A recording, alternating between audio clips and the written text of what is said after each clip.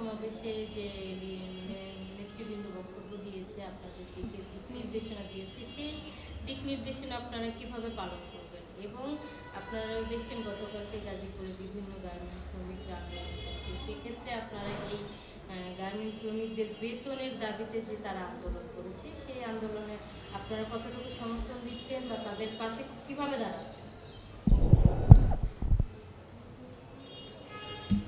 বিশ্ব গণতন্ত্র দিবস উপলক্ষে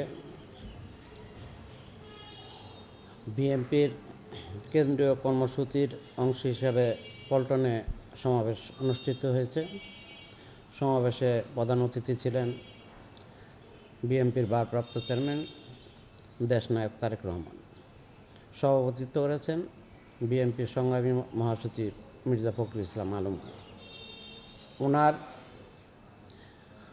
ভারপ্রাপ্ত চেয়ারম্যানের দিক নির্দেশনা অনুযায়ী এই বাংলাদেশের এই দুর্যোগকালীন সময়ে আমরা তত্ত্বাবধায়ক সরকার বা উপদেষ্টা পরিষদকে আমরা সর্বাত্মক সহযোগিতা করব, কিন্তু এই জাতির তাদের প্রতি যে আশা আকাঙ্ক্ষা নিয়ে তাদেরকে দায়িত্বভার দিয়েছেন, তারাও সেটা সঠিকভাবে পালন করবে।